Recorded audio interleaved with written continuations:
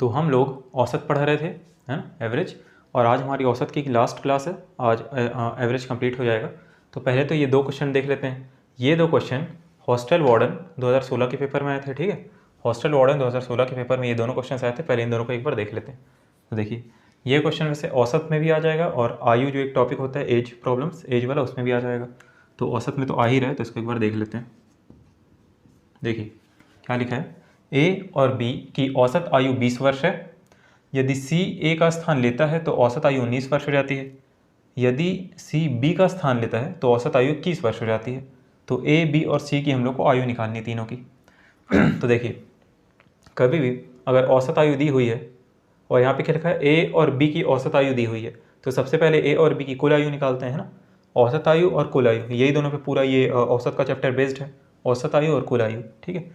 तो चलिए ठीक है, देखिए ए और बी की औसत आयु 20 वर्ष है, तो ए प्लस बी लिख दूंगा, चल जाएगा, क्योंकि ए और बी की कुल आयु कितनी हो जाएगी, 20 दूनी 40, ठीक। देखिए यहाँ पे ए और बी की औसत आयु मतलब ये दिया हुआ है, ए और बी की औसत आयु ये दिया हुआ है। तो हम लोग ए और बी की कुल आयु निकालते हैं, जो कि हो जाएगी 40 वर्ष, ठीक है। अब देखिए, यदि सी ए का स्थान लेता है, अगर सी ए का स्थान लेता है तो औसत आयु 19 वर्ष हो जाती है। सी अगर यहाँ पे ए का स्थान ले लेगा, ठीक है, तो यहाँ पे अगर हम लोग क्या लिखेंगे, सी प्लस बी, तो औसत आयु 19 वर्ष हो जाएगी। औसत आयु 19 वर्ष हो जाएगी, औसत आयु 19 वर्ष हो जाएगी। तो सी प्लस बी कितना हो जाएगा कुल, ये हो गया 38, 19 दूनी 38। यदि सी बी का स्थान लेता है, अब यहाँ पे सी जो है, सी ये बी का स्थान लेगा यहाँ पे, ठीक है। सी इस बी का स्थान लेता है तो औसत आयु कितनी, 21 वर्ष हो जाती है। तो ए प्लस सी औसत आयु कितनी, 21 वर्ष हो जाती है। तो ए प्लस सी बराबर कितना हो गया, 42, 42, ठीक है, 42 हो गया 42। तो अपने पास ए प्लस बी है, सी प्लस बी है, ए प्लस सी है। तो ए, बी और सी की हम लोग को आयु निकालनी है। अच्छा, तो देखिए कैसे निकाल सकते हैं। अगर हम लोग, ठीक है, अगर हम लोग इन तीनों को जोड़ दें, ठीक है, देखिए समीकरण लेते हैं, समीकरण 1, समीकरण 2, समीकरण 3। यदि हम लोग तीनों समीकरण को जोड़ दें तो कितना हो जाएगा, A plus B plus C plus B plus A plus C, दो दो बार है दोनों, मतलब तीनों, 2 बार ए है, 2 बार बी है, 2 बार सी है, तो कितना हो जाएगा, 2a plus 2b plus 2c, ठीक है। 2a plus 2b plus 2c बराबर कितना हो जाएगा, बराबर कितना हो जाएगा, तीनों को अगर जोड़ देंगे तो यहाँ ये तीनों इस साइड जुड़ेगा, लेफ्ट साइड का लेफ्ट साइड जुड़ गया, अब राइट साइड का राइट साइड जुड़ेगा। तो 40 और 42 कितना होगा, 82, 82 और 8 कितना ले लेंगे, 90, 90 और 30 कितना हो जाएगा, 120।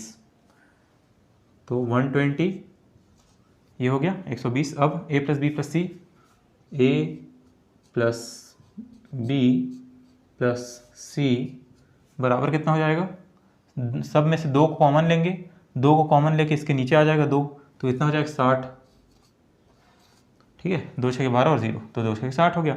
ए प्लस बी प्लस सी बराबर हो गया 60। इसको हम लोग लेंगे इक्वेशन नंबर 4, ठीक है। तो इक्वेशन नंबर 1, 2, 3 और 4, ये 4 है अपने पास। यहाँ से हम लोग ए, बी और सी की आयु निकाल सकते हैं। कैसे, ए प्लस बी की वैल्यू 40 है, अगर यहाँ पे हम लोग रख दें, मतलब समीकरण 1 में से ए प्लस बी का मान समीकरण 4 में रखने पर, तो ए प्लस बी की वैल्यू जो 40 है, अगर इसको यहाँ रखेंगे तो हम लोग इसको यहाँ कर देते हैं, ठीक है, एक बार यहाँ कर देते हैं। देखिए, ए प्लस बी की वैल्यू वहाँ रखेंगे 40, तो 40 प्लस सी बराबर 60, सॉरी 40 प्लस सी बराबर 60, तो सी बराबर कितना आ गया, 20, ठीक है। अब देखिए, समीकरण 2 से सी प्लस बी का मान समीकरण 4 में रखने पर, मतलब बी प्लस सी या सी प्लस बी 38 है, तो ए प्लस इसका वैल्यू आ जाएगा 38, ए प्लस 38, 38 38, तो ए प्लस 38 बराबर कितना है, 60, हाँ 60 है, 60, तो कितना आ जाएगा, ए बराबर ये हो जाएगा 22, 22, ठीक है। अब a प्लस समीकरण 3 से a प्लस सी का मान समीकरण 4 में रखने पर a प्लस सी, तो क्या हो जाएगा b plus a plus C, b plus 42, b plus 42 42 बराबर 60। तो b की वैल्यू कितनी आ जाएगी 18। हाँ ठीक है, तो कितना आ गई यहाँ पे a की वैल्यू कितनी आ गई 22, b की वैल्यू आ गई 18 और c की वैल्यू आ जाएगी 20। ठीक है, तो ये हो गया आंसर। a, b और c की आयु कितनी है 22 वर्ष, 18 वर्ष, 20 वर्ष। a, b और c की आयु हो गई है। ठीक है, तो इस तरीके से निकल गया औसत। ये क्वेश्चन दोनों में आ जाएगा, आयु में भी आ सकता है, एज प्रॉब्लम्स में भी, और औसत में तो आ ही रही है। तो इस तरीके से हम लोग निकाल सकते हैं। ठीक है, 3 इक्वेशन बने, चौथा इक्वेशन यहाँ से बन गया, फिर मतलब एक दूसरे में ऐसे वैल्यू पुट करते हुए हर किसी की वैल्यू आ जाएगी यहाँ पे। हाँ चलिए इसको मिटाता हूँ। वैसे यहाँ पे देखिए कितना आ गया 22 18 20, तो ये 22, ये 18 और ये 20। ए बी सी की वैल्यू हो गई 22 18 और 20। अब अगला क्वेश्चन देखते हैं। देखिए ये क्वेश्चन लगातार वाला है, जो हम लोग मतलब शुरू में देखे थे जब हम लोग एवरेज स्टार्ट कर रहे थे। तो ऐसा क्वेश्चन कैसे रहता है, 5 लगातार संख्याओं का औसत 16 है, तो इनमें से सबसे बड़ी संख्या क्या होगी। तो हम लोग देखे थे कि अगर लगातार दिया हो 5 लगातार संख्याओं का औसत 16 है, अगर लगातार दिया हो ये शब्द, मतलब औसत वाली जो संख्या है ये बीच में रहती है। जितनी भी संख्याएं हैं उनके बीच में ये संख्या होगी। संख्याएं कितनी है 5, तो बीच वाली संख्या मतलब तीसरे नंबर पे ये संख्या होगी। ठीक है, लगातार औसत 16 है तो बीच में ये संख्या होगी, और 5 संख्याएं टोटल, तो बीच में अगर तीसरी ये संख्या है तो 2 इधर और 2 उधर। ठीक है, 2 इधर और 2 इधर, हो गई 5 संख्याएं टोटल, 1 2 3 4 5। ठीक है, औसत 16 था तो औसत को हमने बीच में रख दिया। अब इनमें से सबसे बड़ी संख्या क्या है, तो लगातार है। लगातार मतलब 14 15 16 17 18। ठीक है, 14 15 16 17 18, तो सबसे बड़ी संख्या क्या है 18, तो ये हो जाएगा आंसर 18। या फिर इसको हम लोग कैसे निकाले थे, अगर लगातार है तो हम लोग क्या मानते हैं, माना संख्याएं क्या हो जाएंगी x, x plus 1, x plus 2, x plus 3 और x प्लस 4, ये हो गई संख्याएं। अब ये संख्या है, इनका औसत 16 दिया है, इन सभी का औसत 16 दिया है ना। तो देखिए ये 5 संख्याएं हैं,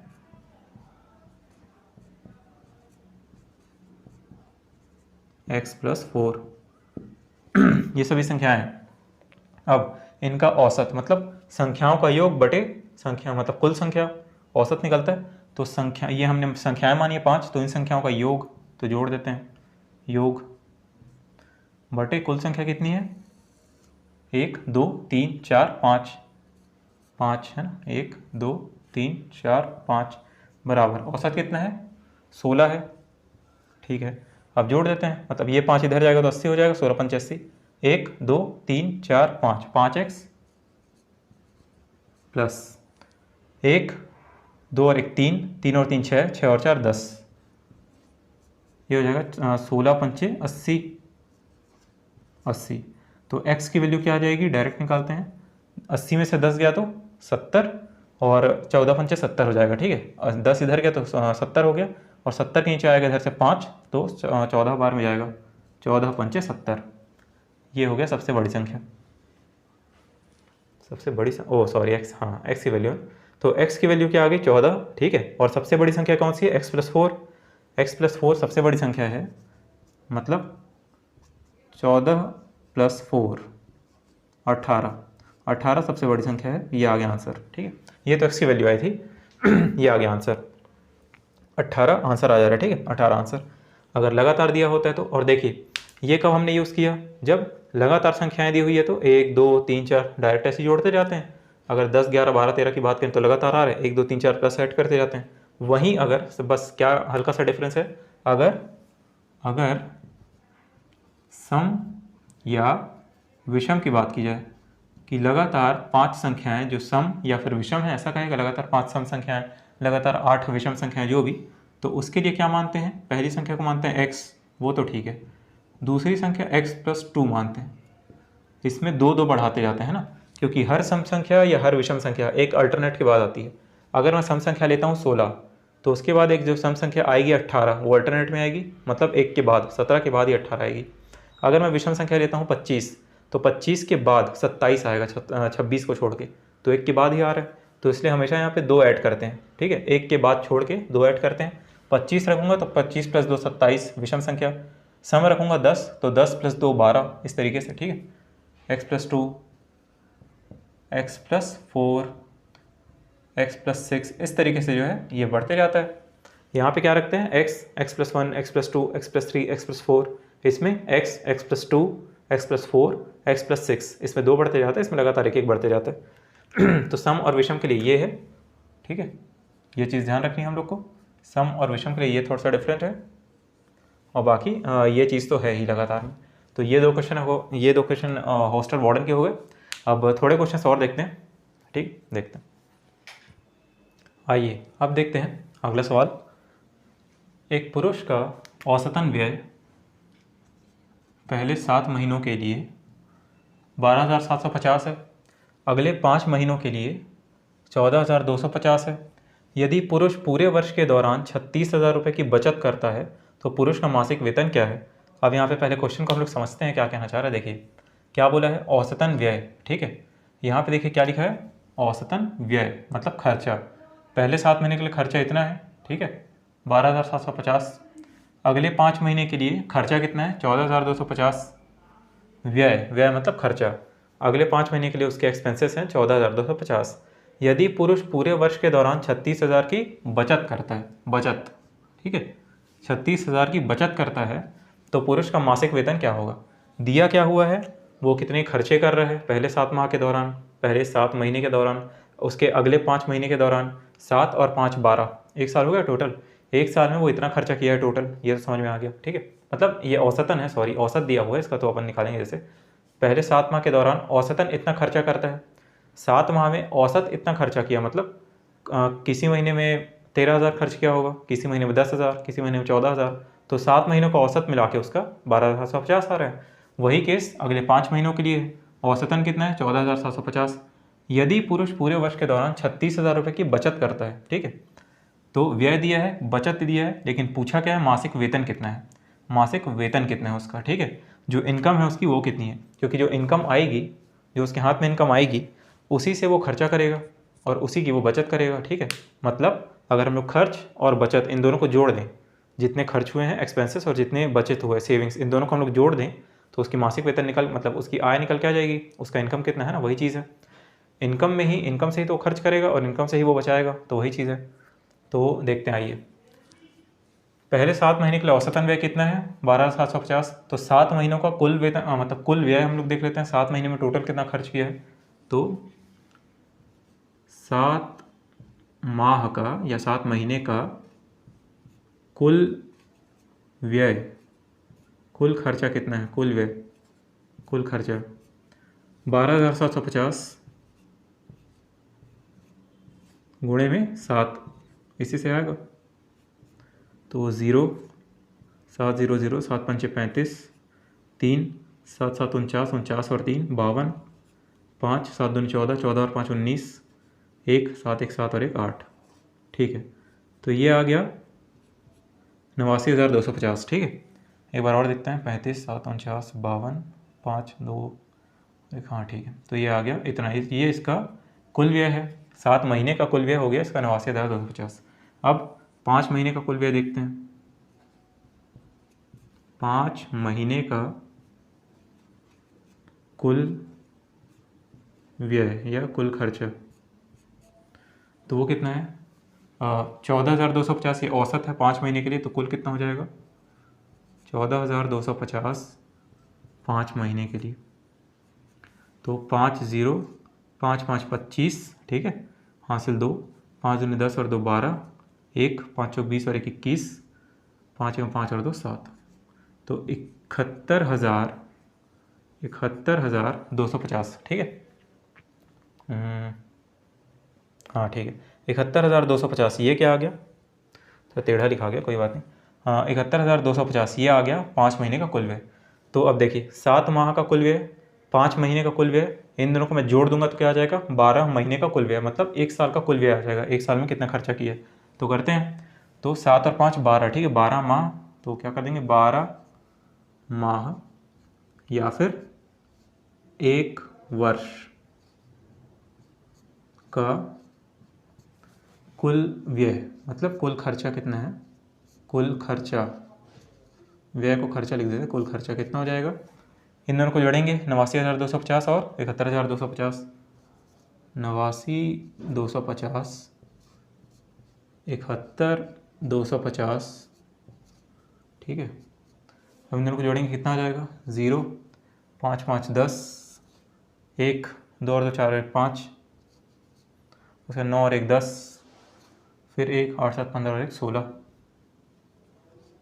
ये आ गया 16, ठीक है। तो कुल खर्चा आ जाएगा इतना, 0 10 2 4 5 9 10 8 7 15, ठीक, बढ़िया। तो ये आ गया 1,60,500, ठीक है। इतना उसका 1 साल का खर्चा है, 1,60,500, इतना उसका 1 साल का खर्चा है। और पुरुष पूरे वर्ष के दौरान, मतलब 1 वर्ष है ना, पूरे वर्ष मतलब 1 वर्ष के दौरान 36,000 की बचत करता है। तो उस बचत को अगर इस कुल खर्चे में मैं जोड़ दूं, ये कुल खर्चा आ गया हाथ में हम लोगों के, ठीक है, कुल खर्चा 1 साल में जितना कर रहे हैं, और ये 1 साल में जितनी वो बचत कर रहा है, 36,000 रुपये बचा रहा है। खर्चे और बचत को मैं जोड़ दूं तो उसका 1 साल का मतलब 1 साल की उसकी वेतन आ जाएगी। 1 साल में जितना कमा रहा है उसी में से खर्चा कर रहा है, उसी में से बचा रहा है, तो 1 साल का उसका इनकम आ जाएगा, ठीक है। तो इसमें डायरेक्ट हम लोग जोड़ देते हैं, तो 1 वर्ष का वेतन लिख देते हैं। देखिए 1 वर्ष का वेतन, 1 वर्ष का वेतन, तो देखिए 1 वर्ष का वेतन कितना है, एक तो ये है 1,60,500, ये उसके हो गए खर्चे। अब इसमें वो बचत कर रहा है 36,000 की, ठीक है, बचत कर रहा है 36,000 की। तो ये हम लोग देख लिए, आय यहाँ से निकल जाएगी, मतलब 1 वर्ष का वेतन, 1 वर्ष की आय, इनकम उसकी आ जाएगी, कितनी आ जाएगी, तो वो आ जाएगी 3 0 तो 500 तो इधर हो गया, 0 0 5 और 6 इधर हो जाएगा, 16 और 3 19, ठीक है। तो ये आ गया 1,96,500, ठीक है, कितना आ गया 1,96,500, ठीक है। 36,000 में हम लोग 1,60,500 में 36,000 जोड़ेंगे तो आ जाएगा 1,96,500, ठीक है। हाँ देख लेते हैं, सही है, सही है, ये आ गया इसका 1 साल का वेतन, 1 साल की इनकम। अब अगर 12 महीने की, 1 साल की मतलब 12 माह का वेतन, मतलब वार्षिक वेतन है ना, 12 माह मतलब 1 साल, मतलब वार्षिक वेतन इसका कितना है, 1,96,500। तो पुरुष का मासिक वेतन, मासिक वेतन मतलब 1 माह का, 12 माह का अगर इतना है तो 1 माह का कितना हो जाएगा, 12 से डिवाइड कर देंगे, 1,96,500, 12 से हम लोग करेंगे डिवाइड, कितना आ जाएगा, 12 1 12, बचेगा 7, 12 6 72, बचा 4, 12 तिया 36, है 36, तो बचा कितना 9 और 90, तो 12 7 84 और 12 पंचे 60, ठीक है। देख लीजिए सही कट रहा है वैसे, 12 से ये गया एक बार में 12 कम 12, ठीक है, बचा यहाँ पे कितना 19 में से 12 के 7 76, 12 6 का 72, अब 76 में से 72 के 4 तो 45, 12 तिया 36, 45 में से 36 गया 9, ये हो गया 90, अब 12 7 84, तो 90 में से 84 गया 6, फिर 12 पंचे 60, तो ये आ गया उसके 1 माह का वेतन। पुरुष का मासिक वेतन कितना आ जा रहा है, 16,375, तो ये आ गया आंसर 16,375, ठीक है, ये आ गया आंसर हम लोग का, ठीक है। चलिए ठीक है, ये तो बढ़िया था, ये समझ में आ गया। अब अगला हम लोग देखते हैं,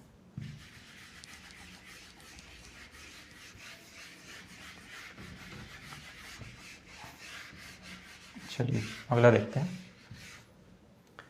किसी कक्षा के विद्यार्थियों की औसत आयु 15 वर्ष है उस कक्षा में 5 विद्यार्थी और आते हैं जिनकी औसत आयु 12 वर्ष है, जिससे औसत आयु कम होकर के 14 हो जाती है। तो कक्षा में मूल विद्यार्थियों की संख्या क्या है। तो क्या पूछना चाह रहे हैं और क्या बताना चाह रहे हैं। तो ये सबसे पहले बता रहे हैं कि किसी कक्षा में कोई विद्यार्थी, मतलब किसी कक्षा के विद्यार्थी, उनकी औसत आयु 15 वर्ष है। ये नहीं बताया कि कक्षा में कुल कितने विद्यार्थी हैं। ठीक है, तो हम लोग पहले मान के चलते हैं। माना कक्षा में कुल विद्यार्थी कितने हैं। कक्षा में कुल विद्यार्थी कितने हैं। कक्षा में कुल विद्यार्थी हैं x। मान लेते हैं कि कक्षा में कुल विद्यार्थी हैं x। ठीक है, अब देखिए, किसी कक्षा में विद्यार्थियों की औसत आयु 15 वर्ष है। किसी कक्षा में विद्यार्थियों की औसत आयु 15 वर्ष है और कक्षा में कुल विद्यार्थी हैं x। तो मतलब कुल आयु कितनी आ जाएगी, सभी विद्यार्थियों की कुल आयु कितनी आ जाएगी, कुल आयु कितनी आ जाएगी, कुल विद्यार्थी अगर x तो कुल आयु कितनी आ जाएगी, कुल आयु आ जाएगी 15 इंटू x, 15x आ जाएगी। ठीक है, देखिए क्या दिया हुआ है, कक्षा के विद्यार्थियों की औसत आयु अगर दी हुई है 15 वर्ष, 15 वर्ष यहाँ पे दी हुई है, और हम लोग मान रहे हैं कि कक्षा में कुल विद्यार्थी कितने हैं x, उससे कुल आयु आ जाएगी 15 वर्ष। ठीक है, वही मतलब औसत वाले फॉर्मूले से। तो यहाँ पे कुल आयु आ गई 15 वर्ष। अब उस कक्षा में 5 विद्यार्थी और आते हैं जिनकी औसत आयु 12 वर्ष है। इन 5 विद्यार्थियों की औसत आयु 12 वर्ष है। ठीक है, ये 5 विद्यार्थी अलग से कोई कक्षा मान लीजिए, उस कक्षा में 5 विद्यार्थी आ रहे हैं, एंटर कर रहे हैं। उन 5 विद्यार्थियों की औसत आयु कितनी है, 12 वर्ष है। उन 5 में से हो सकता है कोई हो 7 साल का, 8 साल का, कोई 10 साल का, कोई 14 साल का, इस तरीके से। तो उनकी औसत आयु कितनी है, 12 वर्ष है। ठीक है, अब इन 5 विद्यार्थियों की औसत आयु 12 वर्ष है, जिससे औसत कम होकर 14 हो जाता है, जिससे कक्षा के विद्यार्थियों की औसत आयु जो पहले 15 थी वो अब 14 हो जाती है। ठीक है, औसत आयु, विद्यार्थियों की औसत आयु पहले 15 वर्ष थी, अब ये कम होकर के 14 हो जा रही है। अब इसका रीज़न क्या है, क्योंकि इस कक्षा में 5 ऐसे विद्यार्थी आ रहे हैं जिनकी औसत आयु 12 वर्ष है। तो ये चीज़ है। ठीक है, अब कक्षा में मूल विद्यार्थियों की संख्या, मूल विद्यार्थी मतलब कौन, जो पहले कक्षा में विद्यार्थी थे, कक्षा में जो विद्यार्थी थे। ठीक है, तो हम लोग को मूल संख्या निकालनी है, इन 5 को छोड़ करके मूल संख्या मतलब शुरू में जो लोग थे उसको निकालना है। तो कुल आयु आ गई 15 वर्ष, मतलब 15x आ गई। चलिए ये भी ठीक है। अब देखिए, कक्षा में 5 विद्यार्थी आते हैं, तो पहले कितने विद्यार्थी हम लोग मान रहे थे, x है यहाँ पे, कुल विद्यार्थी कितने x हैं। अब इस x में जो विद्यार्थी x हैं, कुल विद्यार्थी x हम लोग मान रहे हैं, x + 5 हो जाएगा। क्यों, मान लेते हैं कक्षा में कुल विद्यार्थी हम लोग x मान रहे हैं, मान लेते हैं अगर 50 लोग होते, x की जगह मान लेते हैं अगर 50 लोग होते और कक्षा में 5 विद्यार्थी और आ जाते, तो हम लोग क्या बोलते हैं, 50 और 5 55 लोग हो गए, 50 + 5। वैसे ही x + 5 हो जाएंगे विद्यार्थी, क्योंकि 5 विद्यार्थी आ रहे हैं। तो विद्यार्थी क्या लिखेंगे इसको, नए विद्यार्थी लिख देते हैं एक बार, है ना, मतलब नए कुल विद्यार्थी x हैं, तो नए लिख देते हैं, नए कुल विद्यार्थी लिख देते हैं एक बार। नए कुल विद्यार्थी कितने हो गए, x तो शुरू में थे, 5 और आ गए, x + 5, ये हो गए नए कुल विद्यार्थी। अब यहाँ पे देखिए, इन 5 विद्यार्थियों की औसत आयु कितनी थी, 12 वर्ष। अगर इन 5 विद्यार्थियों की औसत आयु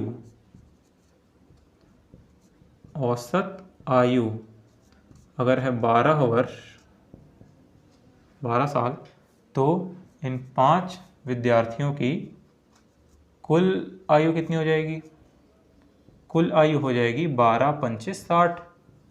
ठीक है, 5 विद्यार्थियों की औसत आयु 12 वर्ष, तो 5 विद्यार्थियों की कुल आयु 12 × 5 = 60। ठीक है, 12 × 5 = 60, ये हो गया, कुल आयु हो गई इतनी। अब देखिए, नए कुल विद्यार्थी हम लोग कितने ले रहे हैं, x + 5, ये तो ठीक है। अब ये जो 5 विद्यार्थियों की कुल आयु 60 वर्ष आई है, जो कुल आयु 60 वर्ष आई है, अब ये 60 वर्ष कहाँ जुड़ेगी, क्या लगता है, ये 60 वर्ष ऐड होगी यहाँ पे 15x में, क्योंकि जब कक्षा में हम लोग मान रहे थे कि कुल विद्यार्थी x हैं, तो इन सभी कुल विद्यार्थी जितने भी विद्यार्थी हैं उनकी कुल आयु हम लोग ले रहे थे 15x। ठीक है, अब हम लोग मान रहे हैं कि 5 विद्यार्थी और आ गए, जब 5 विद्यार्थी और आए तो x + 5 हो गया, ये x + 5 हो गया 5। अब उन 5 की जो टोटल आयु है वो क्लास के साथ ही तो जुड़ेगी, क्लास की जो कुल आयु थी उनके साथ ही वो मतलब 60 और जुड़ जाएगा, तो 15x + 60 हो जाएगा। ठीक है, तो हम लोग इसको कैसे लिखेंगे, इसको हम लोग नया कुल आयु लिख दें क्या? कुछ खास नहीं लग रहा बट एक बार लिख देते हैं ना, नई कुल आयु लिख देते हैं, न्यू नई कुल आयु कितनी हो जाएगी इन 5 के आने के बाद, इन 5 लोगों के आने के बाद कितनी हो जाएगी 15x + 60। ठीक है, ये क्या था 15x, जितने भी टोटल विद्यार्थी हैं क्लास में उनकी आयु थी, कुल आयु मतलब, और 60 जुड़ गया तो ये 60 क्या है, जो 5 विद्यार्थी एक्स्ट्रा हैं उनकी कुल आयु है। तो अब कुल मिला के ये पहले पूरी कक्षा की थी और ये 5 लोगों की है, तो अब कक्षा में 5 लोग एंटर मतलब और आ गए हैं, तो अब कुल मिला के ये पूरे कक्षा की आयु आ गई। ठीक है, 5 लोगों के आने के बाद ये पूरे कक्षा की आयु आ जाएगी। चलिए ये ठीक है, यहाँ तक हम लोग को समझ में आ रहा है। अब उसके बाद देखिए एक और स्टेटमेंट क्या दिया है, ये सब हो जाता है जिससे औसत कम होकर 14 हो जाता है, औसत कम होकर 14 हो जाता है। जो पहले औसत कितना था 15 वर्ष था, 15 वर्ष औसत था सभी विद्यार्थियों का। ठीक है, सभी विद्यार्थी जो x थे उनका औसत आयु कितनी थी 15 वर्ष थी, और अब ये कंडीशन हो गई है उसकी वजह से औसत आयु 14 वर्ष हो गई है। तो अब यहाँ पे हम लोग 14 को कैसे यूज़ कर सकते हैं, औसत कम होकर 14 हो गया है ना। अब देखिए ये कुल आयु है, ठीक है, ये कुल आयु है, और हाँ देखिए ये विद्यार्थी हैं, ठीक है, ये विद्यार्थी हैं, ये कुल विद्यार्थी ये हैं, और इन x + 5 जितने भी कुल विद्यार्थी हैं इन्हीं की तो औसत आयु 14 हो जा रही है। एक मिनट देखते हैं कैसे, देखिए 14x + 5, अब ये क्या है देखते हैं एक बार, देखिए देता हूँ एक बार रो बनाता हूँ, हाँ ठीक है। देखिए जब हम लोग मान रहे थे कि कुल विद्यार्थी कितने हैं x हैं, ठीक है, कुल विद्यार्थी हम लोग मान रहे थे कि x हैं, उसके बाद हम लोग कुल आयु कितना लिए थे 15x, क्यों, क्योंकि औसत आयु पूरी क्लास की औसत आयु कितनी थी 15 वर्ष, तो हम लोग 15x ले लिए थे। अब वैसे ही जब 5 विद्यार्थी और आ गए, तब 5 विद्यार्थी और आए उससे ही औसत 14 हो गया।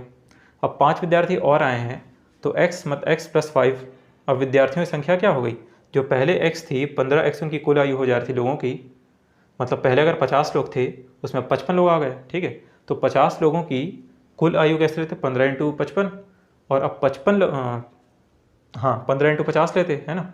अब 5 लोग और आ गए, 55 लोग हो गए हैं, तो अब इन 55 की कुल आयु हम लोग कैसे लेंगे 14 × 55, क्योंकि ये औसत आयु पहले 15 थी और अब इस कंडीशन की वजह से औसत आयु हो गई 14। ठीक है, तो कक्षा में कुल विद्यार्थी कितने हो गए हैं 5 और बढ़ गए हैं, पहले x थे अब हो गए x + 5, पहले औसत आयु 15 थी अब हो गई 14 हो गई, तो हम लोग x के लिए 15x लिए थे और अब x + 5 के लिए 14 लेंगे। ठीक है, उसी का कंडीशन दिया हुआ है। अब देखिए ये जो हम लोग ले रहे हैं 14x + 5, तो इन x + 5 ये जो कुल विद्यार्थी हैं, x + 5 जो कुल विद्यार्थी मतलब जो 55 लोग हम लोग मान रहे हैं, ठीक है, उनकी कुल आयु है ये, क्लास में जितने x + 5 लोग अब उपस्थित हैं उनकी कुल आयु है 14x + 5, ये कुल आयु है। ठीक है, औसत को भी हम लोग इसमें गुणा कर दिए तो इससे निकल के आ गया कि कुल आयु कितनी है। ठीक है, तो पूरे क्लास की कुल आयु आ गई ये। अब देखिए यहाँ पे पूरे क्लास की कुल आयु आ गई ये, है ना, और यहाँ पे भी क्या लिखा है नई कुल आयु। एक स्टेटमेंट हमें यहाँ से मिला, एक कंडीशन हमें यहाँ से मिली, और एक मतलब एक इक्वेशन हमें यहाँ से मिला, एक इक्वेशन हमें यहाँ से मिला, और दोनों आपस में बराबर है। ठीक है, देखिए पहले x था, ये हो गया 15x, उस 15x में हमने 60 जोड़ दिया, क्यों, क्योंकि ये कुल आयु थी और 5 विद्यार्थियों की कुल आयु कितनी हो गई 60, तो 15x + 60 पूरे क्लास की कुल मतलब कुल आयु बन गई थी, है ना। अब वैसे ही तो 15x + 60 और 15x + 60, तो ये आ गई क्लास की कुल आयु। और ये कैसे, ये भी क्लास की कुल आयु है। ठीक है, ये कैसे है, क्योंकि यहाँ पर x + 5 टोटल स्टूडेंट्स हैं और 14 है औसत, तो इन दोनों को गुणा कर दिए तो उससे भी क्लास की कुल आयु आ गई, है ना। तो दोनों मतलब इक्वेशन बन रहे हैं, अगर क्वेश्चन को हम लोग ध्यान से देखें तो 2 इक्वेशन बन रहे हैं। अब दोनों इक्वेशन क्या है बराबर है, तो कर देंगे बराबर। अब देखिए कितना हो जाएगा 14x + 14 × 5 = 70, तो 14x + 70 हो जाएगा, 14x + 70 बराबर 15x + 60। तो देखिए 14 इधर जाएगा, 70 उधर जाएगा, तो x बराबर 10, x बराबर 10। x कक्षा में मूल विद्यार्थियों की संख्या, x ही निकालना था हम लोग को। कक्षा में मूल विद्यार्थी, और मूल विद्यार्थी कौन है? वही कक्षा में कुल विद्यार्थी जो शुरू में हम लोग माने थे x हैं। कक्षा में कुल विद्यार्थी या कक्षा में मूल विद्यार्थी x ही माने थे, x की वैल्यू आ गई 10। ठीक है, तो इसकी आंसर क्या आ जाएगा? 10। ठीक है, ये आ गई 10 आंसर। थोड़ा सा मतलब हल्का सा समझने लायक है, हल्का सा ट्रिकी है, लेकिन फिर भी हम लोग को समझ में तो आ ही रहा है। हम लोगों ने देख लिया है, एक बार और देख लेते हैं, वो तो समझ में आ गया था। इसका भी वैसे ही है। कक्षा के विद्यार्थियों औसत आयु 15 वर्ष है, तो कक्षा में कुछ विद्यार्थी रहे होंगे। मान लिए कि विद्यार्थी कितने थे? x, उनकी औसत आयु है 15 वर्ष, तो उन सभी की कुल आयु कितनी हो जाएगी? 15x। ठीक है, अब कक्षा में 5 विद्यार्थी और आते हैं। कक्षा में विद्यार्थी पहले मूल विद्यार्थी थे x, 5 विद्यार्थी और आ गए तो होगा x+5। क्लियर? उसके बाद औसत आयु 12 वर्ष है, जिससे औसत कम होकर 14 हो जाता है। इन 5 विद्यार्थियों की औसत आयु 12 वर्ष है, तो इन पाँचों की कुल आयु कितनी हो जाएगी? 12 पंचे 60, 60 वर्ष हो जाएगी। ठीक है, इन 5 की अगर कुल आयु 60 है, और जो क्या बोलते हैं पहले x विद्यार्थी थे उनकी कुल आयु कितनी थी? 15x। अब जब 5 विद्यार्थी और आ गए तो उनकी भी कुल आयु जुड़ जाएगी, है ना। जो पहले क्लास की कुल आयु थी 15x, उसमें भी इन 5 विद्यार्थियों की आयु जुड़ेगी, तो 15x + 60 ये जुड़ गया कुल आयु। ठीक है, अब तो 15x + 60 ये क्या आ गया? सभी विद्यार्थियों की कुल आयु, जितने भी विद्यार्थी क्लास में बैठे हैं उनकी कुल आयु आ गई। अब उसके बाद ये वाला कंडीशन क्या है? ये वाले में देखिए, जिससे औसत कम होकर 14 हो जाता है। अब ये तो आ गया 14, तो क्या है? औसत है। और x+5 क्या है? x+5 जितने भी कुल विद्यार्थी हो गए हैं, पहले x विद्यार्थी थे और औसत था 15, तो हम लोग 15x ले लिए कुल विद्यार्थियों को, मतलब कुल आयु, है ना। और अब x+5 विद्यार्थी हो गए हैं और औसत हो गया है 14, तो हम लोग क्या कर रहे हैं? कुल आयु, अब कुल आयु कितनी आ रही है? 14 x+5। ठीक है, तो अब इन दोनों को हम लोग बराबर कर दिए, क्योंकि ये भी कुल आयु है और ये भी कुल आयु है, बस दोनों अलग अलग कंडीशन से आया है, अलग अलग इक्वेशन समझ लीजिए। इसीलिए x की वैल्यू हम लोग को निकालनी थी, यहाँ से आ गई x बराबर 10। तो कक्षा में मूल विद्यार्थियों की संख्या हो गई x बराबर 10, है ना। ये क्वेश्चन थोड़ा इजी था, ये क्वेश्चन हल्का सा ट्रिकी था, बाकी हमने देख लिया। तो अब देखते हैं आगे। आइए अब देखते हैं आगे। देखिए, एक किराने की दुकान में लगातार 4 महीनों में 4,250 रुपये, 4,270 रुपये, 4,400 रुपये, 4,420 रुपये की बिक्री होती है। 4,350 रुपये की औसत बिक्री पाने के लिए, पाँचवें महीने में कम से कम कितनी बिक्री होनी चाहिए? तो देखिए, टोटल 5 महीने में, टोटल 5 महीने के मतलब एक ये पूछ रहा है कि औसत हो रहा है। ठीक है, मतलब टोटल 5 महीने तक बिक्री हुआ। पहले 4 महीने में इतनी की बिक्री हुई, 4250, 4270, 4400, 4420, इतने की पहले 4 महीने में बिक्री होगी। ठीक है, हम लोग को क्या निकालना है? 5 महीने का। कैसे? 4350 रुपये की औसत बिक्री पाने के लिए, तो ये जो औसत बिक्री है 4350 रुपये की औसत बिक्री, ये 5 महीनों की औसत बिक्री है। ठीक है, कैसे पता हमें? क्योंकि लास्ट लाइन देखिए क्या लिखा है, 5वें महीने में कम से कम कितनी बिक्री होनी चाहिए। 5वें महीने में कम से कम कितनी बिक्री होनी चाहिए। ठीक है, औसत बिक्री है 4350। अब ये औसत है। ठीक है, औसत 5 महीनों का 4350 है, मतलब इसका क्या है कि पहले महीने में कुछ रहा होगा, दूसरे में कुछ, तीसरे में कुछ, तो वो चीज़ दे दी है। पहले महीने में इतना है 4250, दूसरे महीने में 4270, तीसरे महीने में 4400, चौथे महीने में 4420। बस 5वें महीने का हमें निकालना है। ठीक है, और औसत हमें दिया हुआ है। ठीक है, तो देखिए क्या कहना चाह रहे हैं हम लोग, कम से कम कितनी बिक्री होनी चाहिए 5वें महीने में। तो मान लेते हैं, माना 5वें महीने में, 5वें महीने में बिक्री कितनी हुई, ये मान लेते हैं x हो गई। ठीक है, 5वें महीने में बिक्री हो गई x। ठीक है, मान लेते हैं कि 5वें महीने में अगर बिक्री x हो जा रही है, अब पहले महीने में बिक्री थी ये, दूसरे में ये, तीसरे में ये, चौथे में ये, 5वें में लोग मान लिए ये x रुपये की बिक्री होगी 5वें महीने में। बढ़िया। तो और औसत 5वें महीने का कितना दिया है? ये। और औसत का फॉर्मूला क्या होता है? हम लोग जो देखे थे औसत का फॉर्मूला, वो क्या होता है?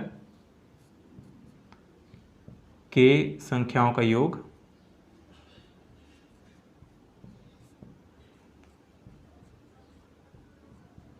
बटे के। मतलब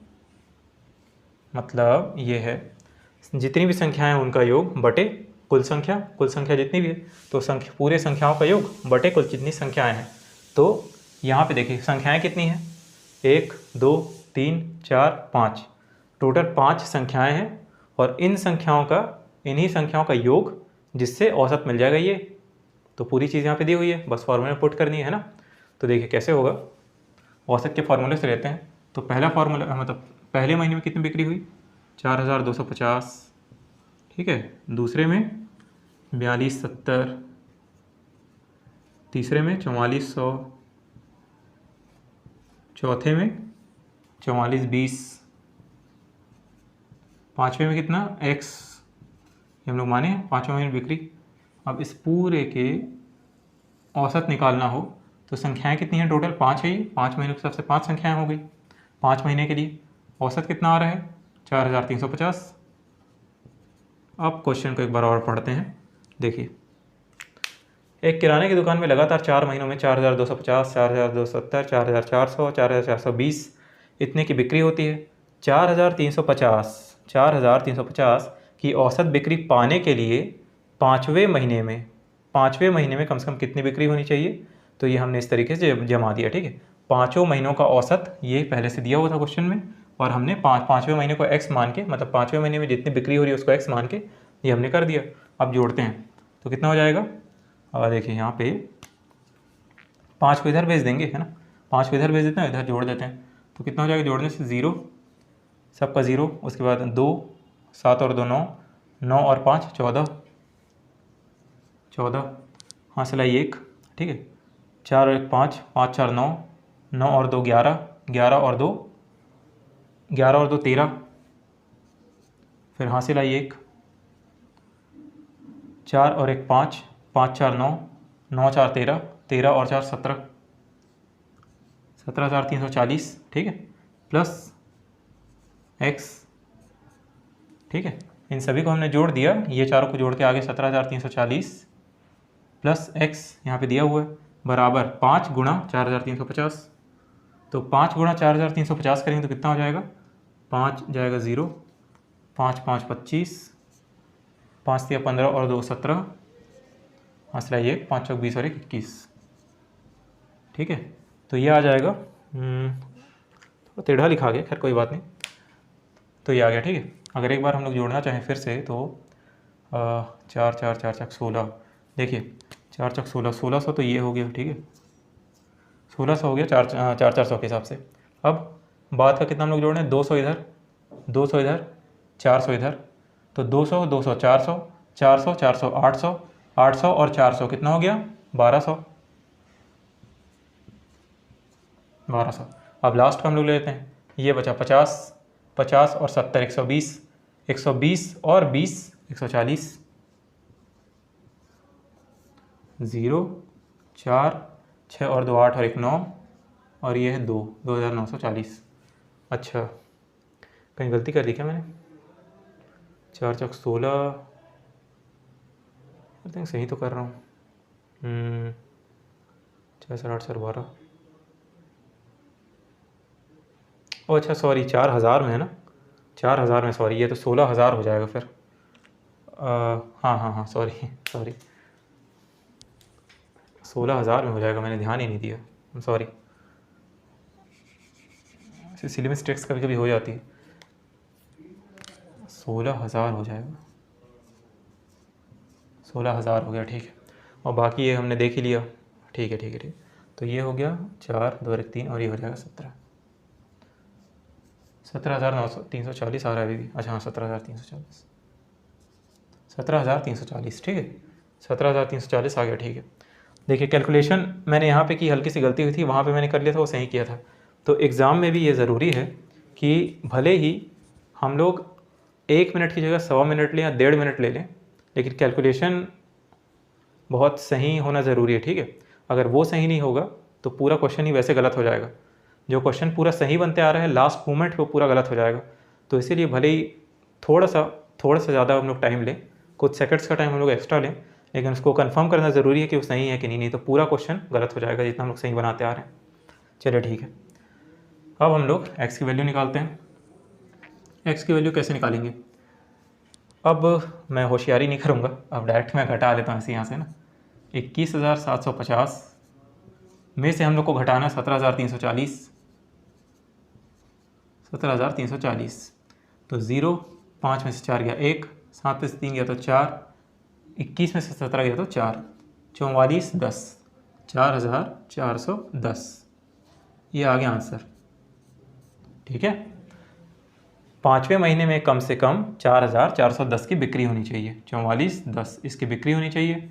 अब हम लोग अगर 42,50, 42,70, 4400, 44,20, 44,10 इन सब का अगर हम लोग एवरेज निकालें तो यही आ जाएगा। ठीक है, यहीं से हम लोग क्योंकि लिए हैं, यही क्वेश्चन दिया था, यहाँ से हो जाएगा। ठीक, तो शुरू के 4 महीने में लगातार इतने की बिक्री होती है। 5वें महीने में अगर 44,10 की बिक्री होनी चाहिए, 5वें महीने में अगर 4,410 की बिक्री होती है तो 4,350 की औसत बिक्री हम लोग के हाथ में आ जाएगी। ठीक है, यही क्वेश्चन था, यही हमने करके देख लिया। चलिए ठीक है, और डस्टर ये रहा। चलिए इसको रफ करता हूँ मैं।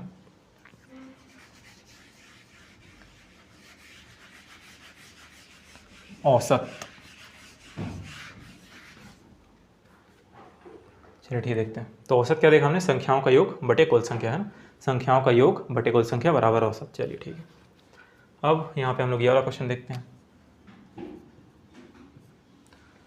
देखिए, 8 अंकों का औसत अगर 20 है, यदि पहले 2 अंकों का औसत 15/1/2 तथा अगले 3 अंक का औसत 21/1/3 है, यदि छठवां अंक 7वें और 8वें अंक से क्रमशः 4 और 7 कम है तो 8वां अंक क्या हो जाएगा। एक एक करके कंडीशन लिख देते हैं। 8 अंकों का औसत 120 है, तो 8 अंकों का कुल निकालेंगे अपन। 8 अंकों का औसत अगर 20 है तो 8 अंकों का कुल योग कितना हो जाएगा, 20 गुणा 8 मतलब 2 8 दिन 16, 160। ठीक है, 8 अंकों का औसत अगर 20 है तो 8 अंकों का योग कितना हो जाएगा, 160। यदि पहले 2 अंकों का औसत 15/1/2 है, पहले 2 अंकों का औसत 15/1/2 है, तो पहले 2 अंकों का कुल कितना हो जाएगा, मतलब पहले 2 अंकों का योग, पहले 2 अंकों का योग, पहले 2 अंकों का कुल योग या फिर योग एक ही बात है, पहले 2 अंकों का कुल योग या फिर योग 15/1/2 गुणा 2 हो जाएगा, क्योंकि पहले 2 अंक हैं। ठीक है, तो 15/1/2 को हम लोग और क्या लिख सकते हैं, 15 दूनी 30 और 1 31/2। ठीक है, 2 15 दूनी 30, 30 और 1 31, 31/2, तो 31/2 गुणा कर देंगे 2 से, तो ये आ जाएगा 31 अब तथा अगले 3 अंक का औसत 21/1/3 है, तो पहले 2 अंक का ये हो गया। अब अगले 3 अंक का, अगले 3 अंकों का योग अगर हम लोग निकालें तो वो कैसे निकलेगा, औसत गुणा 3। ठीक है, क्योंकि 3 संख्याएं हैं, 21/1/3, तो ये कितना हो जाएगा, 3 एकम 3, 3 दूनी 6, हाँ मतलब 63, 63/1/3। अब 21/1/3 है, तो ये हो जाएगा 63 + 1 64, 64/3 हो जाएगा। ठीक है, इसको हम लोग 64/3 भी लिख सकते हैं, तो ये हो जाएगा 64/3 गुणा, संख्याएं कितनी है टोटल, 3 है, 3 संख्याओं का 3 से 3 कटा, आ गया 64। अब छठवां अंक 7वें और 8वें अंक से क्रमशः 4 और 7 कम है। ठीक है, तो छठवें अंक को हम लोग क्या मान लेते हैं, x, माना छठवां अंक 6th, माना छठवां अंक जो है ये कितना है, x, ये है x। ठीक है, तो 7वां अंक क्या हो जाएगा, 7वां अंक 7th, 7वां अंक क्या हो जाएगा, छठवां अंक 7वें अंक से 4 कम है। ठीक है, 7वें 8वें से 4 और 7 कम है, तो छठवां अंक 7वें अंक से 4 अगर कम है, मतलब x जो है ये 7वें अंक से 4 कम है, मतलब 7वां 6 से 4 ज़्यादा है। अगर छठवां अंक 7वें अंक से 4 कम है, मतलब ये 7वां अंक 6वें अंक से 4 ज़्यादा होगा। छठवां अंक है x, तो 7 जो है 7वां अंक वो 4 ज़्यादा होगा, मतलब x + 4 है ना, तो x + 4 ये हो गया। वैसे ही छठवां अंक 8वें अंक से 7 कम है, मतलब 8वां अंक 6वें अंक से 7 ज़्यादा होगा। ठीक है, 8वां अंक 6वें अंक से 7 ज़्यादा होगा। ठीक है, छठवां अंक हमने माना x, 7वां अंक हो गया 6वें अंक से 4 ज़्यादा, क्योंकि छठवां अंक सातवें अंक से 4 कम दिया था तो इसका उल्टा हो जाएगा, तो x+4 और आठवां अंक x+7 हो गया। ठीक है, तो ये हमारे पास सभी अंकों का मतलब एक सेटअप आ गया हमारे पास। 8 अंकों का कुल योग शुरू में 160 है, पहले 2 अंक का कितना है 31 है, अगले 3 अंक का कुल योग कितना है 64 है, छठवां अंक तो कितना हो गया 2 और 3 5। ठीक है, ये 5 अंकों का यहाँ पे क्लियर हो गया। उसके बाद छठवां अंक, सातवां अंक, आठवां अंक, ये टोटल आ गया 8 अंक। अब आठवां अंक हम लोग को निकालना है कितना होगा, तो ठीक है ऐसे कर देते हैं, क्योंकि 8 अंकों का कुल योग 160 है तो अगर इन सब को मैं जोड़ दूँ सभी अंकों को तो ये कुल योग आ जाएगा, है ना। तो पहले 2 अंक का कितना हो गया 31, तो यहाँ लिख देते हैं 31 प्लस अगले 3 अंक का कितना है 64, 64 प्लस तो कितना हो गया 2 अंक यहाँ, 3 अंक यहाँ, 5 अंक हो गया। अब छठवां अंक कितना है x, सातवां अंक है x+4, आठवां अंक है x+7 और कुल योग कितना है 160, 160, 160 ही है 160। ठीक है, 8 अंकों का कुल योग, 8 अंक टोटल है, इनका कुल योग 160। हम लोग को क्या निकालना है आठवां अंक मतलब x+7 निकालना है, उसके लिए ज़रूरी x निकालना। तो 31 और 64 कितना हो जाएगा 95। देखिए 31 और 64 हो गया 95, 95 और 4 हो जाएगा 99, 99 और 7 कितना हो जाएगा 106। ठीक है, 31 प्लस 64 कितना हो गया 95, 95 और 4 99, 99 और 7 कितना हो जाएगा 106। हाँ ठीक है, अब इस 106 को हम लोग इस साइड ट्रांसफ़र करेंगे। ठीक है, 106 देखिए x कितना 3x है, 3x प्लस 106 160, तो x बराबर कितना होगा डायरेक्ट हम लोग करेंगे। 160 में से सबसे पहले 106 घटाइए, कितना आ जाएगा 54 आया। ठीक है, अब 54/3 हो जाएगा, क्योंकि x में 3 है साथ में तो 3 नीचे चले जाएगा, तो 54/3, 18 3 54, तो x की वैल्यू आ जाएगी 18। अब x की वैल्यू जब 18 आई है, हम लोगों को चाहिए आठवां अंक, तो आठवां अंक कितना हो जाएगा 18 प्लस 7, 18 प्लस 7 25। ठीक है, तो आठवां अंक कितना हो जाएगा 25, ये आ गया 25। तो इस तरीके से ये निकल जाएगा। ठीक है, 8 अंकों का दिया था, सबसे पहले हमने कुल योग निकाल लिया, फिर पहले हमने 2 अंकों का यहाँ पे जैसे दिया था, ये 15 से 1/2 है, तो 15 सही 1/2 है, इसको हम लोग 15 प्लस 1/2 ऐसे भी लिखते हैं, है ना। और ये ऐसे है तो फिर वही एलसीएम लेके हम लोग कर लेते हैं, मतलब इसका लघुत्तम समापवर्तक लेंगे एलसीएम, तो कितना हो जाएगा 2। अब यहाँ पे क्या है 1, तो 15 दूनी 30, 30 प्लस 1 31/2, है ना। तो इस तरीके से हम लोग यहाँ 31/2 लिए। फिर यहाँ पे 21 सही 1/3 है, तो इसको वैसे लिख सकते हैं 21 प्लस 1/3, तो 21 दिया 63, 63 और 1 64/3, मतलब यहीं से ऐसे 64/3 ये करके हमने यहाँ ले लिया था। इस तरीके से हमने टोटल 8 अंकों का ले लिया, कुल योग हमने 160 निकाला ही था, फिर बराबर रख दिया हमने कितना 160, 160 हमने बराबर रखा और सभी 8 अंकों को जोड़ के x की वैल्यू निकाली और फिर वहाँ से हमने 8वां अंक निकाल लिया। तो ये क्वेश्चन भी हमने देख लिया। अब देखते हैं आगे। आइए अब लास्ट क्वेश्चन हम लोग देख लेते हैं, लास्ट क्वेश्चन हम लोग डील कर लेते हैं। ये थोड़ा इंटरेस्टिंग क्वेश्चन है और ये लास्ट करके मैंने ईजी लिया है। ठीक है, तो पहले इंटरेस्टिंग क्वेश्चन पे ध्यान देते हैं। देखिए ये कैसा क्वेश्चन है, और हाँ यहाँ पे मैंने अभी ध्यान दिया था थोड़े पहले, वो हॉस्टल वार्डन 2016 लिखा ही हुआ था, तो जो हॉस्टल वार्डन 2016 के जो पेपर्स के 2 क्वेश्चन थे वो शुरू के ही 2 क्वेश्चन थे जो क्लास के सबसे शुरू में मैंने करवाए थे। ठीक है, बाकी उसके बाद के कोई भी मतलब 2 ही क्वेश्चन आए थे उसमें, उसके बाद के कोई क्वेश्चन उसमें इंक्लूड नहीं थे हॉस्टल वार्डन के पेपर में। बाकी क्वेश्चन है वो हम लोग ऐसे ही देख रहे हैं इस चीज़ को और स्ट्रॉन्ग करने के लिए औसत को। तो देखिए ये क्वेश्चन हम लोग देख लेते हैं। एक आयताकार केक को 3 बराबर भागों में बांटा गया। ठीक है, वो गलती से मैंने ध्यान दिया इसलिए मैंने बता दिया था, मेरी गलती थी, सॉरी। देखिए एक आयताकार केक को 3 बराबर भागों में बांटा गया 3 बराबर भागों में बांटा गया। पहले भाग को 20 बराबर भाग में बांटा गया। ठीक है, मतलब ये आयताकार केक है। ठीक है, बर्थडे किसका है, मेरा ही बर्थडे है, दीपक का बर्थडे है। ठीक है, तो ये है। अब उसके बाद इसको 3 बराबर भाग में हम लोग बांटेंगे। ठीक है, तो कैसे बांट सकते हैं, ये लिखे हुए हैं शायद, सॉरी मैंने भी अपना नाम लिख दिया। देखिए इसको 3 बराबर भाग में हम लोग बांटते हैं, तो कैसे बांट सकते हैं, इस तरीके से। ठीक है, मान लेते हैं कि ऐसे ही बांटा होगा। उतना शायद सही से कटा नहीं, बट फिर भी सही से बटा नहीं, बट फिर भी। तो 3 भाग में हम लोग बांट दिए। कोई आयताकार केक है, उसको हम लोग 3 बराबर भाग में बांट दिए। ये बराबर नहीं है, बट फिर भी बराबर भाग में उसको हम लोग बांट दिए। पहले भाग को ये मान लेते हैं पहला भाग है, ठीक है, ये पहला भाग है, ये दूसरा भाग है, ये तीसरा भाग है। 3 बराबर भागों में बांटा गया। अब पहले भाग को 20 बराबर भाग में और बांट दिए। अब ये जो पहला भाग है, इसको कैसे कैसे काट के, जिस भी तरीके से काटे होंगे, इसको 20 बराबर भाग में और बांट दिए। बड़ा सा केक था, उसको 3 भाग में बांटे, पहले भाग को 20 भाग में बांटे, दूसरे भाग को 25 बराबर भाग में बांटे, दूसरे भाग को 25 भाग में बांट दिए, ठीक है, पहले को 20 में, दूसरे को 25 में। अब तीसरा भाग ऐसे ही रखा गया, तीसरा भाग एज इट इज़ ऐसे ही था, तीसरा भाग एज इट इज़ ऐसे ही था, कोई दिक्कत नहीं है। यदि प्रत्येक सबसे छोटे भाग का, अब यहाँ पे बताइए सबसे छोटा भाग कौन सा होगा। तीसरा भाग ये इनमें सबसे बड़ा हो गया, ठीक है, क्योंकि ऐसे ही रखा गया, काटा नहीं गया। इसको 20 भाग में बांटे हैं, इसको 25 भाग में बांटे हैं, तो जिसको 25 भाग में बांटे हैं वही सबसे छोटा होगा, है ना, साइज़ में।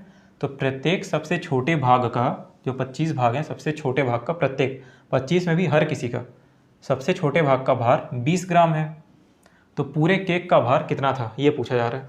इस पूरे केक का भार हम लोग को निकालना है। किस चीज़ का भार दिया है, जो सबसे छोटे हमने पार्ट्स काटे हैं केक के 25 बराबर भाग में, उनमें से हर एक पार्ट का, हर एक भाग का भार 20 ग्राम दिया हुआ है। तो पूरे केक का हम लोग को निकालना है, ठीक है। तो हम लोग चलिए ट्राई करते हैं, इस तरीके से निकलेगा। देखिए 3 बराबर भाग में बटा है। तो हम लोग मान लेंगे कि केक का भार कितना था, एक्स, भार को किलोग्राम मान सकते हैं हम, ग्राम मान सकते हैं, कुछ भी मान सकते हैं। चलिए क्योंकि ग्राम में दिया है तो हम लोग ग्राम में ही मान लेते हैं, ठीक है। माना केक, पूरे केक का भार x ग्राम, ठीक है, x ग्राम हम लोग मान लेते हैं केक का भार। चलिए ठीक है। अब इस x ग्राम को, ये जो पूरा हम लोग के पास केक है, इसको 3 बराबर भाग में हम लोग बांट रहे हैं। तो 3 बराबर भाग में अगर हम लोग बांटेंगे इसको, तो कैसे कटेगा, ये x है, ये पूरा है, इसको 3 बराबर भाग में बांटेंगे तो क्या हो जाएगा, x/3, ठीक है, x/3 ये हो गया। देखिए 3 भाग में बांटेंगे तो कैसे है,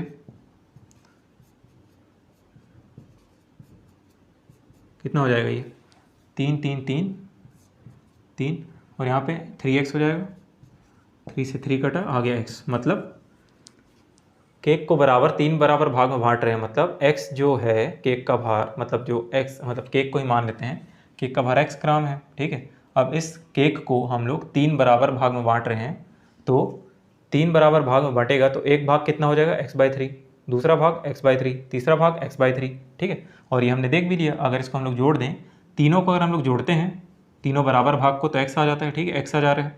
अब 3 बराबर भाग में बांटे हैं तो हर एक भाग का ये कितना आ गया भार, x/3 x/3 x/3, ठीक है। जो 3 भाग लिए थे उसका x/3 x/3 x/3। चलिए ये ठीक है। अब देखिए यहाँ लिखते हैं हाँ यहाँ लिखेंगे ठीक रहेगा। देखिए x टोटल था, ठीक है, x में से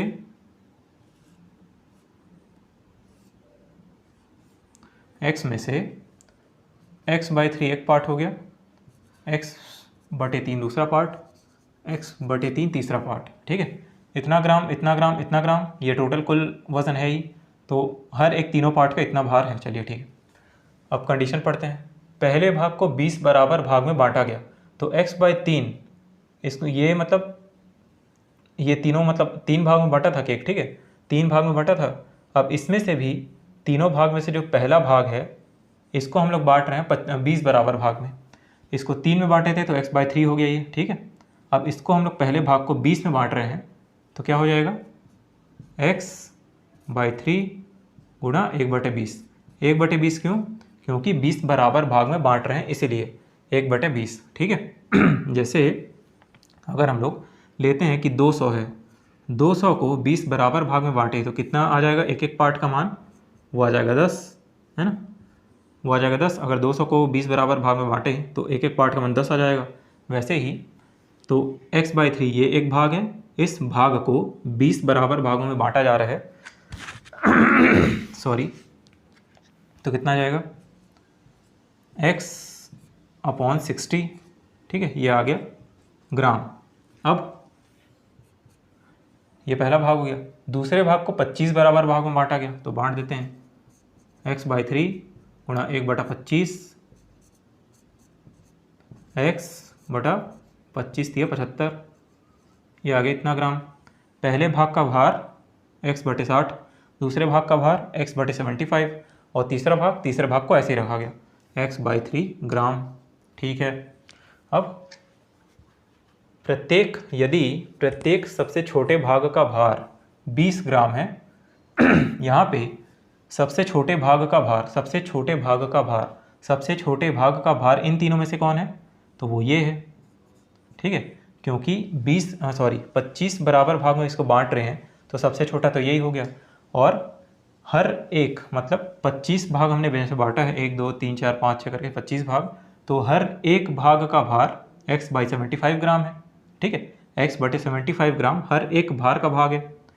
1/25 मतलब हर एक भाग के लिए हम लोग देख रहे हैं, तो x/75 ग्राम। चलिए ये भी ठीक है। अब 25 भाग हो गए, सबसे छोटे भाग 25 भाग वाले, हर एक भाग का भार कितना है x/75 और सबसे छोटे भाग का भार 20 ग्राम है। और हम लोग जो निकाल रहे हैं इक्वेशन में x को मतलब x लेके वेरिएबल लेके, तो x/75 आ रहा है। मतलब यहाँ पे देखिए, मतलब x/75 बराबर ये जो भार है यही 20 ग्राम के बराबर है, ठीक है। बस यहीं पे थोड़ा समझने वाली बात है। प्रत्येक सबसे छोटे भाग का भार 20 ग्राम लिया हुआ है और यही तो सबसे छोटा भाग है। प्रत्येक सबसे छोटा भाग 25 भागों में बांटा गया और उन 25 में से प्रत्येक 1 2 3 प्रत्येक एक का x/75 ग्राम यहाँ पे आ गया, ठीक है। तो ये भाग हमने मतलब ये भार हमने यहाँ लिया और ये भाग इस 20 ग्राम के बराबर है, क्योंकि यही प्रत्येक सबसे छोटे भाग का भार है। तो x बराबर कितना हो जाएगा 75 × 20 सॉरी 75 × 20, 75 × 20 कितना हो जाएगा 20 पंचे 100, 10 20 सत्ते 140, 150, 1500 ग्राम, ये आ गया आंसर। अब इस 1500 ग्राम को हम लोग चाहें तो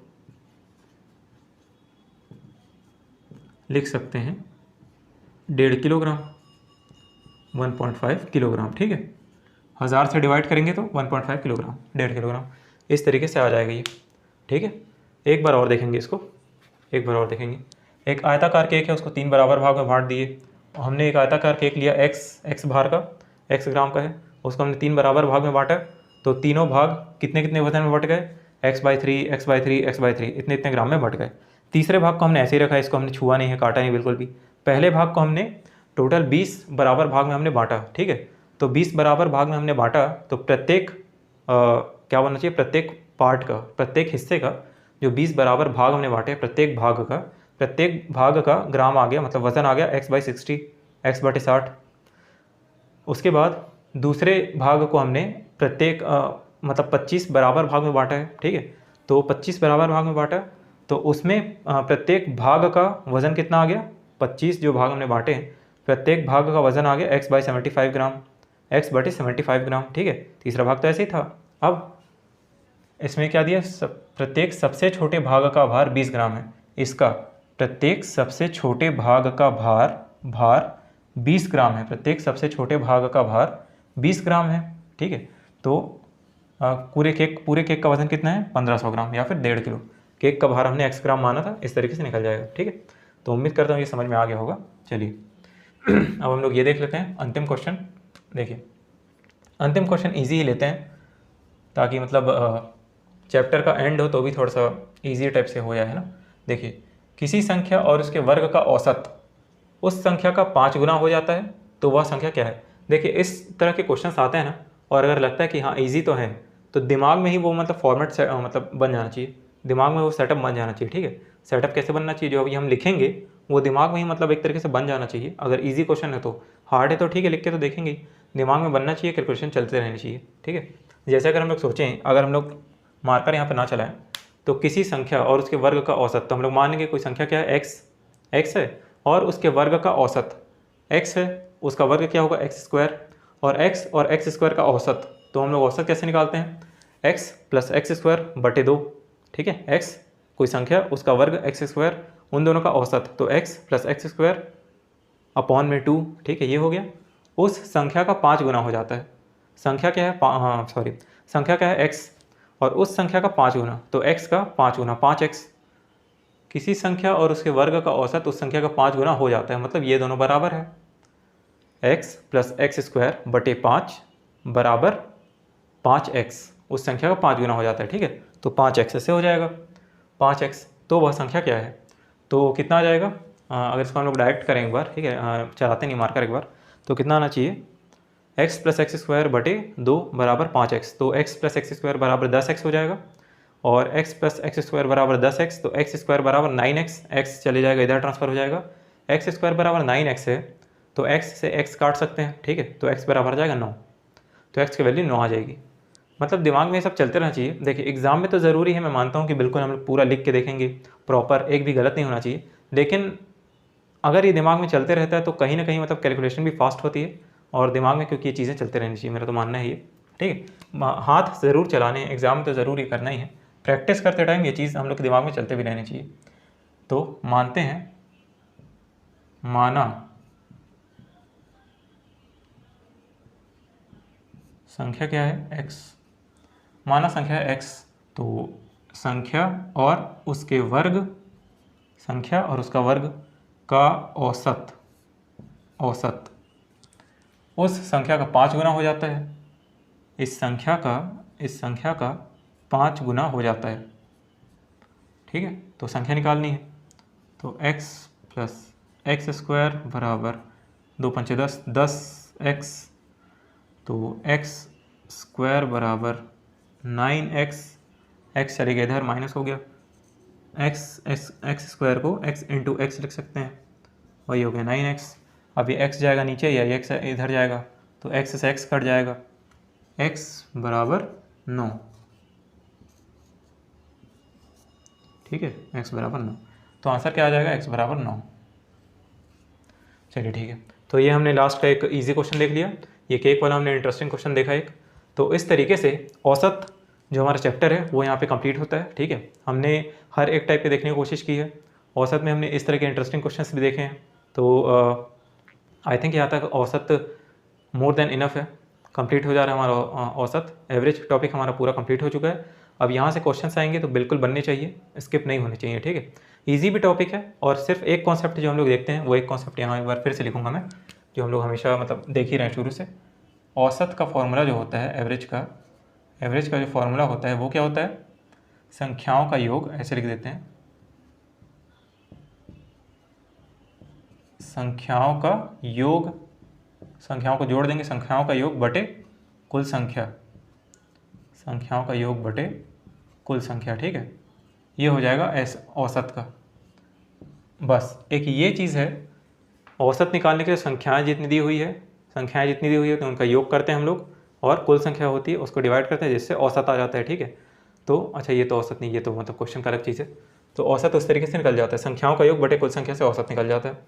तो ये चीज़ हम लोग को बिल्कुल ध्यान रखनी है, इस चीज़ से पूरा चैप्टर बनता है, बिल्कुल इसी चीज़ पे बेस्ड है, कोई वो बात नहीं है। थोड़े बहुत ट्रिकी क्वेश्चंस का भी आ जाते हैं, लेकिन वो भी बन जाते हैं अगर ये हम लोग का कॉन्सेप्ट दिमाग में रहे, ठीक है। तो औसत हमारा कंप्लीट हो चुका है, तो आज के लिए विदा लेते हैं, आज के लिए बस इतना ही, और फिर मिलते हैं नेक्स्ट क्लास में फिर किसी अगले टॉपिक के साथ। धन्यवाद।